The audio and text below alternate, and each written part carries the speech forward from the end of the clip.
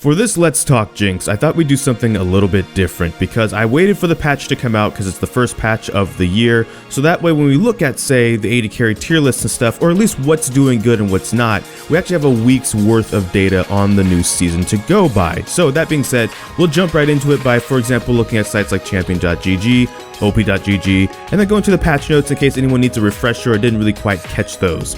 So look at champion.gg on patch 10.1 right now, and Platinum Plus. Cassiopeia is actually like the top bottom lane champion right now, but looking at the more traditional AD carries, we actually have Misfortune, Senna, Twitch, Jhin, Jinx, Vayne, those kind of AD carries right now. A lot of those AD carries are actually auto attack based AD carries, except for you would probably say Misfortune and maybe even Senna too. And the thing about Misfortune, a little bit of an asterisk next to her, is that usually when she's strong in solo queue, that doesn't necessarily mean she's like super powerful. It could be like lower ranks and stuff like that. But the pro play season has started, at least for China, the LPL, and Misfortune has been in almost every single one of those games. Senna was actually in the first game as well. And what's kind of interesting was those two AD carries against each other in the very first game, but now there's been a couple of days of LPL, and those champions are actually kind of powerful. Now, of course, the Aphelios and stuff is being banned. I imagine that might change in pro play if you get some more nerfs and stuff like that. But looking at other AD carries and also looking out of pro play to our experience in solo queue, right? You have things like Twitch, again, Jhin, Jinx, Vayne, Caitlyn, Kog'Maw, Ashe, primarily things like auto attackers and stuff. It looks like the spell-based stuff, or things like Sivir and Lucian, are kind of down towards the bottom, and Kai'Sa actually even is down towards the bottom. So maybe they finally knocked Xayah and Kai'Sa off of their kind of throne. That's just according to that one site though. Let's go to another site and see if that lines up, because if it doesn't line up, then you know what's the point.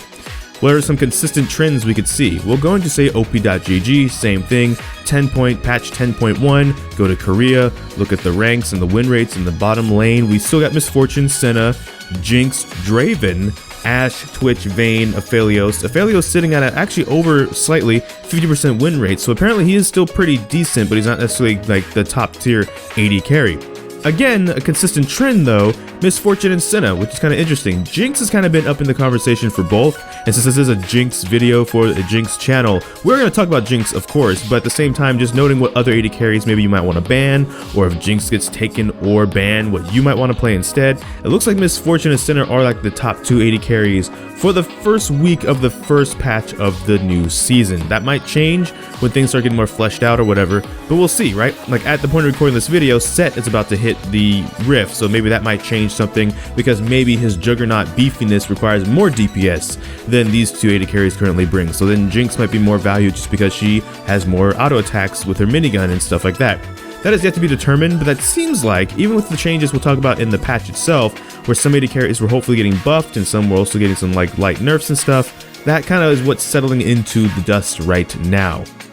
So in terms of like, you know, a tier list, I guess, in terms of like, you know, S tier, A tier, B tier and stuff like that, we normally don't really do that specifically, but the really good AD carries you probably should be playing if you can't play Jinx, well, it looks like it's like Misfortune and Senna are your top two. Now, if you're someone who wants to kind of drift into the non-traditional marksman, looks like Cassiopeia is still one of the top three in both of these, for example. Heimerdinger is still in the conversation. He kind of feels like the new Ezreal a bit, where like if you're auto-filled AD carry, you kind of play this champion, especially if you're auto-filled from the mid lane or a place where you might be already had played Heimerdinger priorly. That's probably where you actually want to play him now as well. Again, Jinx is actually in the top conversation for the AD carry spot anyways, like regardless of bias.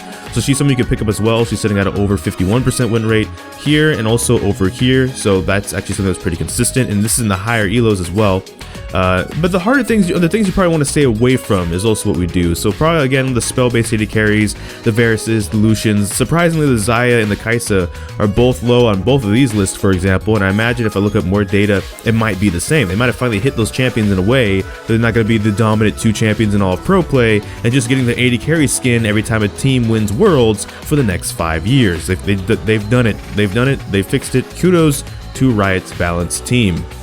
Looking at the patch though, so you have more of an idea of what exactly the changes themselves were for patch 10.1. Set will be being released, as again at the time of recording this video, he will be hitting live finally.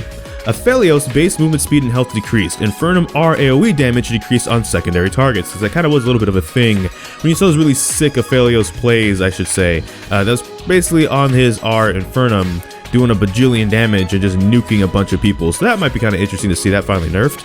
Corki, R base damage increased later. So they want to give Corki some more power in a place that won't increase his early game wave clear, but will strengthen his niche as a ability based marksman. They're being cautious because of his pro play presence. It's right now pretty low. They don't want to make him like him and Azir, who's also getting a buff on this patch, kind of like the premier mid laners once again and such and such. We want to give him a little bit of love, and we're mentioning him in case people want to play him bottom lane still. Kalista, base health and armor growth increase. So Kalista's still pretty weak after the buffs in 9.22, which is kind of surprising to basically no one. At this point, Kalista's that champion. We've talked about this in these videos before.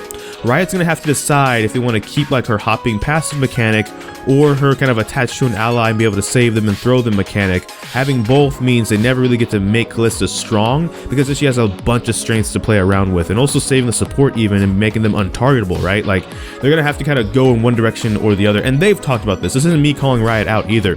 They've mentioned this in their own posts several times over the past couple years, that that's probably ultimately what they're going to have to do. They're probably not there yet. They're prioritizing other champions, it seems like right now, but Kalista's probably, she's going to have to be in that boat eventually. Kog'Maw's change is really just letting you know when the R mana penalty duration is now displayed on the icon, so now you can kind of see that when you're just lobbing off ultimates. Nami, a support change, the E now also empowers the target's abilities, so I guess when she's using her E on, let's say, her AD carry, their abilities will also benefit as well as hers, because I believe it's just hers, but now it can be hers and her AD carries. Kind of make her a bit more, not a bit more supportive, but kind of she's an enchanter, and so enchanter supports traditionally have been really good at being able to do stuff like that, and so they want Nami to also be able to kind of be a bit better at that as well, and I can understand that. Varus, or Varus, however you want to pronounce it. The Q cooldown and Blight cooldown refund is decreased. So going into this patch, even though it doesn't seem like it did a lot for him, they did actually want to make his role as a poke marksman, I should say, has been quite weak since his last set of major changes in 2018. Yeah, that was kind of really a year for Varus. For an ability-based marksman, that playstyle should be one of, if not his strongest, so we're specifically focusing on strengthening it. Basically, they want him to be that archer. They want to be able to sling arrows and kind of do stuff like that. And we'll see if this kind of works maybe going into the next couple patches. Again, if the meta shakes up, because right now it seems to be a lot more auto-attack AD carries and less your Senna or Misfortune, which you could argue are like spell-based AD carries, but they're like miles away above the rest of their peers, right? That's, I guess, the point I'm trying to make, where it's like a Misfortune, you would consider her spell-based because of her E or ultimate, her Q and stuff. I'm not disagreeing, I'm just saying like she's in a different tier, she's in a different class of spell-slinging AD carry than right now. And same with Senna, if you consider her ultimate and her Q wanting to heal people and grabbing souls and stuff like that. Senna, I feel, is more of in the middle, right? Like she can be a spell slinger like Lucian, but she can also auto-attack like the best of them. Also gonna mention Vi, just because her R is now unstoppable for its whole duration. Now this doesn't really change anything with Jinx specifically, but like you would maybe see Vi get picked and maybe you might pivot to like a Tristana or Vayne because they can knock her back. That's not gonna work anymore, so you might as well just pick Jinx anyways, because it's gonna be unstoppable for the full duration of the uppercut. And then if you want to knock her away after the uppercut or something, sure, but at that point she's already on top of you and like doing her combo, so maybe it might be a bit too late. There were, of course, the support items getting some different changes and stuff like that as well. I won't go into that a bit too much because, again, by now, especially with the preseason, I think people probably have some familiarity with that. So that is the changes for the patch. A little bit of an AD carry tier list the way we do it, because now we looked at the patch, and also something a little bit new is now that the patch has been live, would you agree or disagree with some of the data you see in some of those sites? Like, do you think Senna and Misfortune are actually overrated? Do you think, yeah, they need to be banned entirely and always and often? Or are you someone who's like, I keep it Taco's a good example, where he was known as like a Jinx one-trick player, but right now he's kind of expanding his champion pool, where he's still a Jhin main, but he can also play some other AD carries. And are you someone that, as a Jinx main, you're like, what I've been doing is kind of adapting these champions into my pool as well? So you're someone that's like, I think Jinx is good, of course, because I main the champion, but I also think Senna's good, I also think Misfortune's good, I think they're in like the right spots as well. Do you think it's the meta as well? Because again, not only is it the start of a new patch, it's the start of a new season. We're just coming off the chaos of the preseason with dragons and stuff like that. I think people are finally figuring that out a bit more, and maybe the reasons why these two champions are particularly powerful. I haven't watched a ton of the pro play game VODs yet, but I think one of the reasons might just be teamfight presence early, especially Misfortune's ultimate at level 6 in an early dragon fight or something. If nothing else, like quote-unquote zoning ultimate, right? Like things like that might be something very valuable right now, and a champion that can also scale quickly with dragons and stuff like that. But I want to know your opinion, so comment with your opinion in the comment section down below. So thank you so much for watching this video. Make sure to like, comment, subscribe, hit that bell notification, the actual subscribe button for whatever reason that YouTube did that. But but I don't know which video will be next, because I can have a lot of kinks. So until this time, take care.